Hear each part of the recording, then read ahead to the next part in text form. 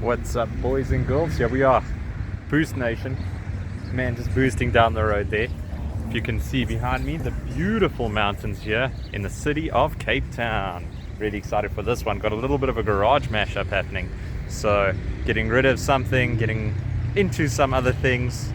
Yeah, you heard that. Correct. So yeah, stick around for this journey today.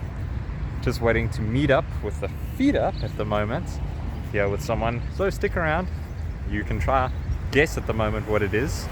But yeah, hopefully the next clip you'll see us in the vehicle and you can have a more educated guess. See that? Damn! I can't even believe right now. This is a dope day. It's a dope day. Listen to it. It's a dope day. So, looks like deals are concluded and happy faces are had. Woo! But man, look at that view. Oh man, why can't we have views like this in Joburg? You know why? Because we suck. No, we don't suck. This is just extra beautiful.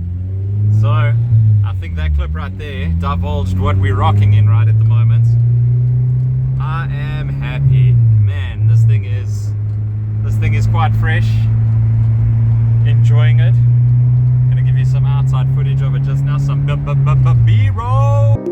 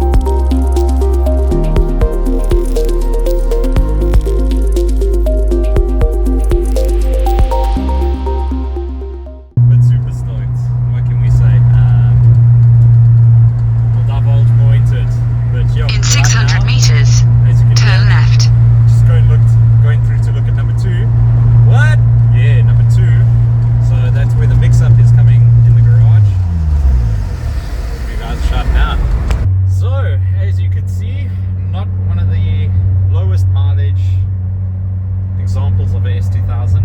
It's got about 168,000 Ks on it roughly. Yeah, I'm stoked. I'm stoked to be in one of these. You know, it's like a symphony when you put down the pedal. And I blame Tony for this because, man, I drove his Integra the other day and I just want that Honda goodness in my life. There's something about the engineering of Honda and the noises they make. We're just going to give it a little bit of a listen to this.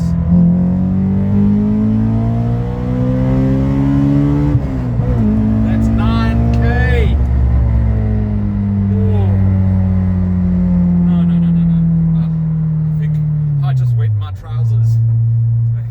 No, that is very, very music of the gods. And the engineering in this thing that goes into it, like what I mean by Honda engineering is they just do things like hiding the radio.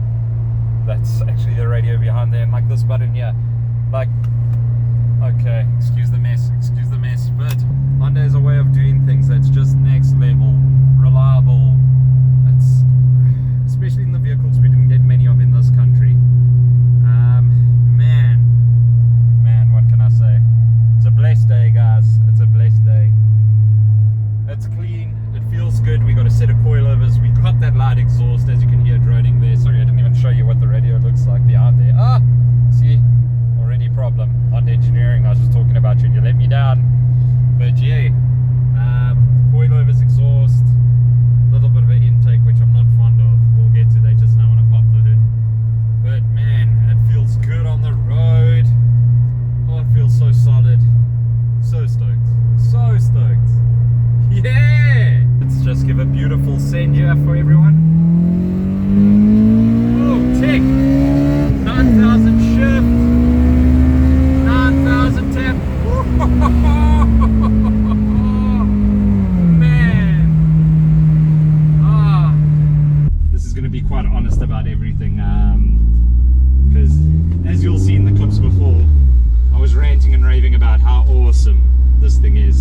It is awesome, don't get me wrong.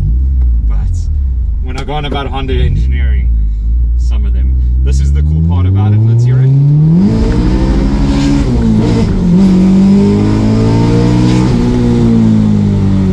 So that's the nice, lovely part about Honda engineering. Sorry, I had to just pop there because there was someone on the side of the road. I was just worried. Honda engineering is amazing for that part. Their motors are phenomenal, their gearboxes are beautiful. This box, 9,000, so I mean, it is phenomenal. It sounds good. It goes like stink in Cape Town, because let's be honest, in Joburg it's really not gonna. But one thing I do have a gripe with that I will say about it already is it's very plastic. So Honda engineering is cool, like I showed you this thingy here, the way they slide open, the nice beautiful slide for the front loader radio, CD player, all really done well. But as you can see around these little roll bars here, there's a lot of plastic bits, the doors, a lot of plastic where they tend to, with age, creak a little. And I was overlooking those small little things, and I suppose maybe there are small little things, but if we're going to be honest and review this thing as a honest person would, picking up one of these, it does count against the car, as lovely as it is. Top of that, it's a lot lighter on fuel than what I've been driving on the Subaru side. That being said, everything else is phenomenal. Everything else is phenomenal. It's cool that it's drop top. Suspension is a bit low for my liking. I don't know, I would like it to go up a little bit. If you know me, I like my car to drive over a sleeping policeman, as the Top Gear boys would have said. So yeah, we'll definitely take this thing out for a nice afternoon ride. We'll get some beauty shots of it. I'm missing my G. He was supposed to be here with me. My boy! Everyone must know Mr. Tony T, the JDM fanatic. Man, we can't scream each other's praises enough, but you know what? I wouldn't choose a better teammate or bro, in actual fact, than that man. You know, yes, we had a great weekend. That's why this is a lot going on at the same time. We had a great weekend at the Randy's to show, driving for 4 days straight, drifting for 4 days straight, and screaming our lungs out on the mic. Tony and myself went ape. We went ham, guys. We went ham. But yeah, missing out on this ride. We'll have to come down. Maybe we're coming down for the second trip to pick up the other vehicle. It's there. We were thinking about it, leaving it here to come down and meet up with the other drift nuts. Come through for Sunday sessions with you boys down in Cape Town. So guys, you know what to do. We're going to check you on the flip side here. We'll see obviously some spirited driving a bit later on in this video. But yeah, let us know what you think.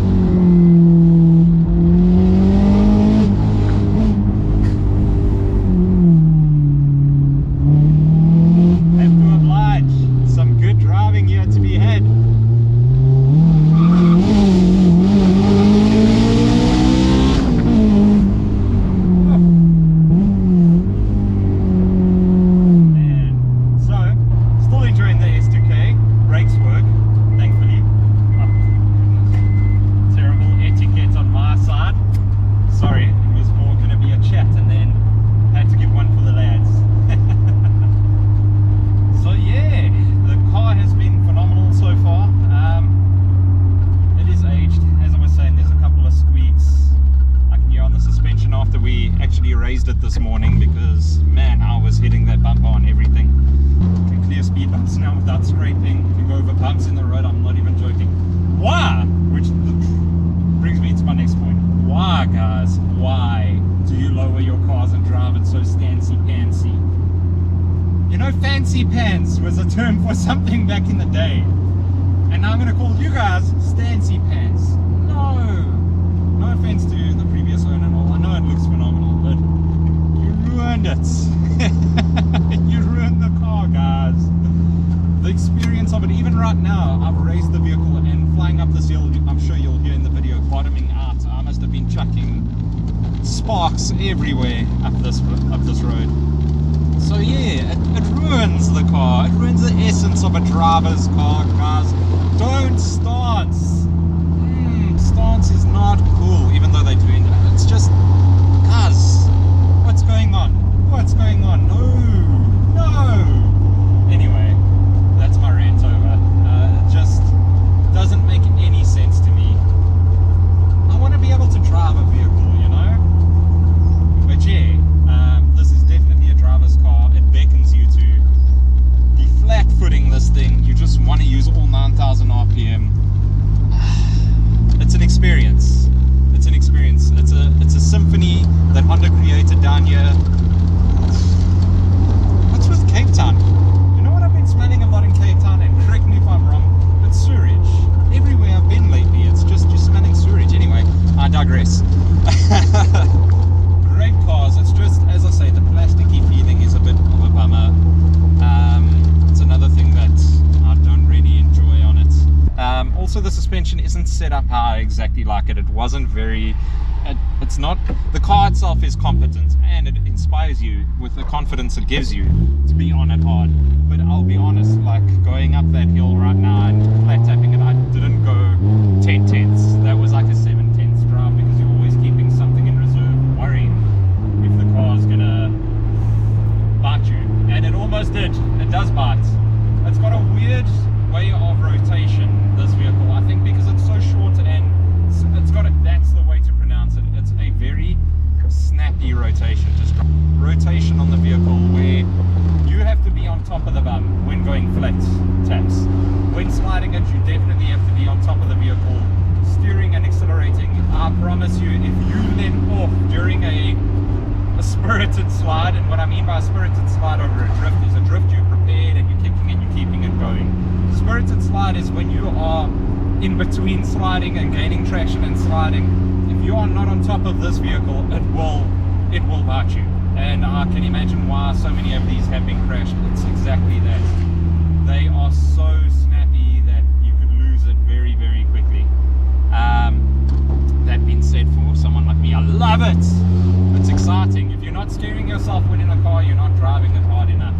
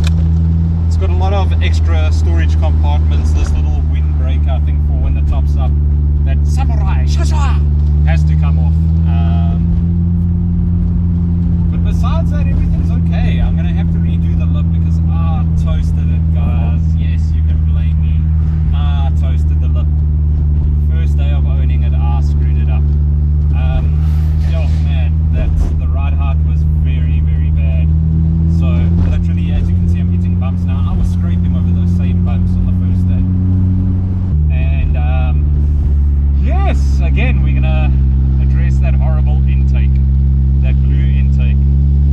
My goodness. You know, I get it. It matches the blue calipers, but no. No. That's gotta go. Exit. The group chat, you have been removed. But I'm happy that we got clear skies right now. The sun's shining. We got 9k RPM. I can't keep saying it enough. You know what? That's crazy to rev that high while bleeding on something. You know, like Hachiroku was where it all started. It was 1986. The Toyota Corolla. Okay, people are cross here at Cape Town. I thought it was just us Joburgers who were angry. 1986, the AE86 was launched by Toyota. Toyota Motor Company coined the Hachiroku 86, and that is where screaming throttle-bodied motors entered like the sports car territory. I think Mazda tried to reproduce and replicate something very similar with the MX-5, which they do to a point. It's not terrible. It's just for its ability, it's very slow. Let's call it that. Where this grasps what the AE86 had again, pure joy of a screaming motor, high revving, burbling, throttling sounding motor, you know, like that stomach throttle noise. And that's what this car captured very well. Where the MX-5 seemed kind of lackluster, that even the new specs, they're very slow, where this still has a lot of go. 9,000 RPM, screams like a Hiroshima screamer, like we always compare it to the AE86. So it is pretty much, to me, something of a continuation of that time, era and period, and that's awesome. I can't say much more than that. Honda really captured, this is a time capsule. It really is. People will say to me, oh, but it's not that old, it's in the 2005s, 2006. It is a time capsule of the era, and that's what I mean by when I say it's time. It is a time capsule. There's no better way to say it. It's been real. It's been amazing down here in the Cape. I can't wait to be doing a couple of more extra things on this car. We'll see where the journey takes us, but it's been an experience down here. You know, I know it's going to feel slower back up in Joburg, so I'm just enjoying it right now.